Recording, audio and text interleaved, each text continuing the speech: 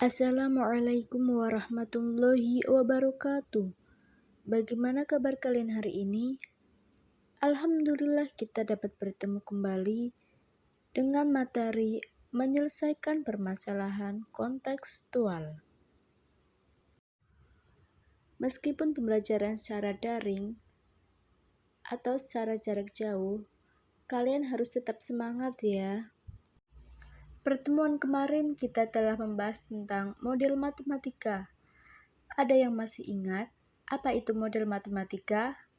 Bagi kalian yang masih ingat tentang pengertian model matematika, kalian bisa tuliskan di kolom komentar di bawah ini. Nanti saya akan mengeceknya untuk penambahan nilai keaktifan kalian. Setelah kemarin kita membahas tentang model matematika, untuk pertemuan kali ini kita akan membahas tentang menyelesaikan permasalahan kontekstual. Beberapa permasalahan yang muncul dalam kehidupan sehari-hari seringkali dapat diterjemahkan ke dalam bahasa matematika menjadi suatu model matematika. Model matematika yang terdiri atas beberapa pertidaksamaan linear dapat diselesaikan menggunakan program linear. Program linear merupakan suatu cara untuk memecahkan masalah mengoptimalkan, yaitu memaksimumkan atau meminimumkan suatu fungsi tujuan. Sebagai contoh, menentukan keuntungan maksimum atau menentukan biaya minimum dalam memproduksi barang. Nah, berikut ini adalah cara atau langkah-langkah dalam menyelesaikan permasalahan kontekstual. Yang pertama adalah tuliskan ketentuan-ketentuan yang ada ke dalam sebuah tabel. Nah, poin-poin yang terdapat dalam suatu cerita itu bisa kita tuliskan ke dalam sebuah tabel. Kedua, buatlah permisalan untuk objek-objek yang belum diketahui dalam bentuk variabel-variabel. Nah, objek tersebut kita misalkan X atau Y. Buatlah sistem pertidaksamaan linear dari hal-hal yang sudah diketahui.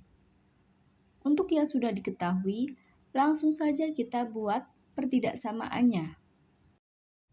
Terakhir, kita tentukan fungsi tujuannya atau fungsi objektif, yaitu fungsi yang akan dimaksimumkan atau diminimumkan.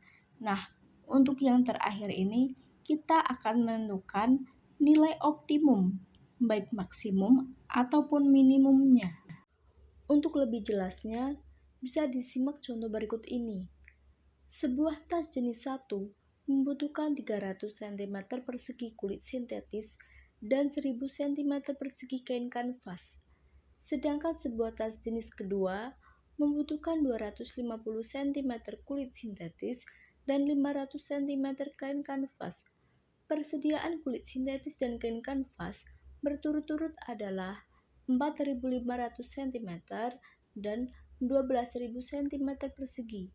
Perajin tas menginginkan laba dari penjualan tas jenis 1 dan jenis 2 berturut-turut yaitu Rp30.000 dan Rp25.000 per buah. Jika seluruh tas terjual, laba maksimum yang diperoleh perajin tas adalah. Nah, dari soal di atas, apakah soal tersebut sudah dalam bentuk kalimat matematika? Nah, bisa kita lihat bahwa soal tersebut belum berbentuk kalimat matematika karena masih dalam bentuk kalimat cerita. Nah, maka langkah yang harus kita lakukan adalah mengubah menjadi kalimat matematika atau kita harus membuat model matematikanya. Kemudian, menyelesaikan sistem pertidaksamaan linear dua variabelnya. Pertama, kita harus mengubah menjadi kalimat matematika. Nah, kita misalkan bahwa X adalah banyaknya tas jenis 1, dan Y adalah banyaknya tas jenis kedua. Bisa dilihat pada tabel tas jenis 1.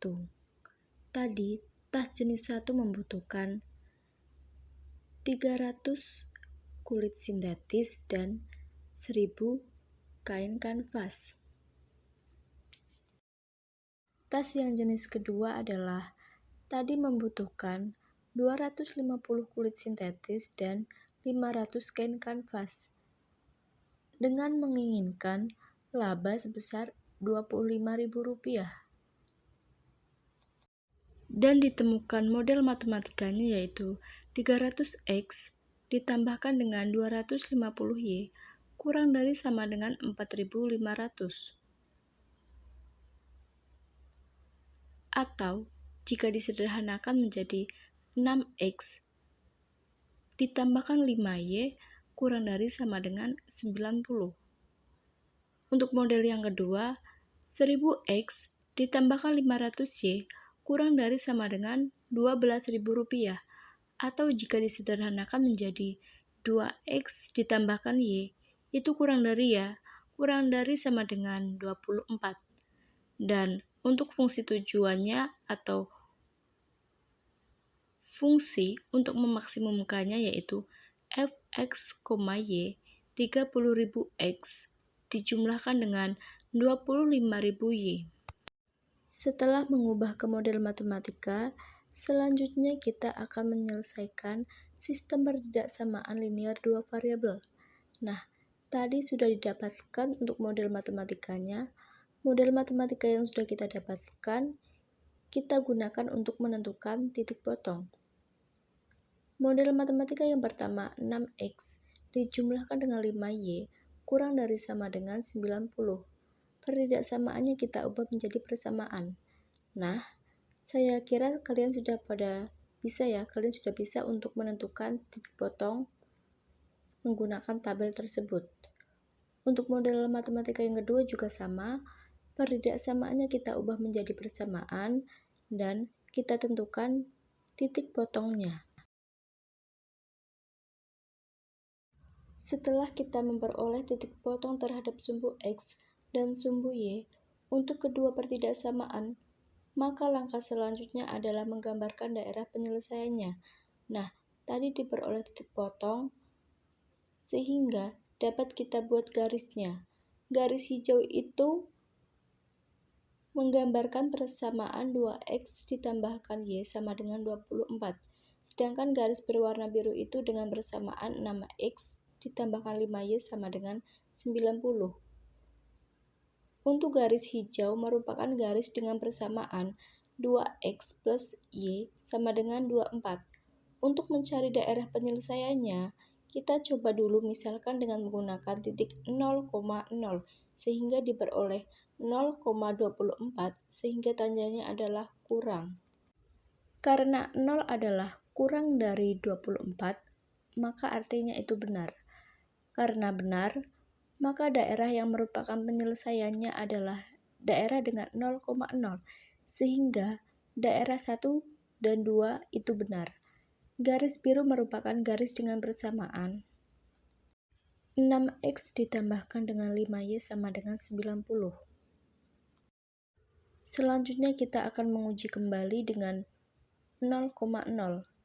Hasilnya adalah 0. 0 kurang dari sama dengan 90, maka artinya benar. Karena benar, maka daerah yang merupakan penyelesaian adalah daerah dengan 0,0, sehingga daerah dengan 3 dan 4 adalah benar.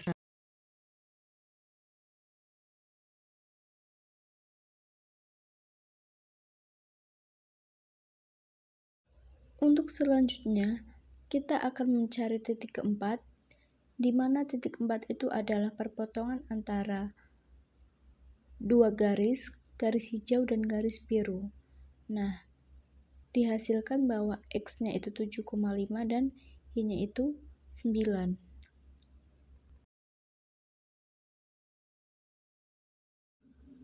Setelah titik-titik pojoknya ditemukan, kita masukkan ke dalam fungsi tujuannya. Kita bisa lihat bahwa nilai maksimumnya adalah Rp450.000. Selanjutnya, kalian latihan mengerjakan soal. Di sini sudah saya berikan poin-poinnya, tinggal nanti kalian melengkapi jawabannya. Dan jika ada yang kesulitan atau yang mau ditanyakan, bisa langsung aja ditanyakan ke saya ya.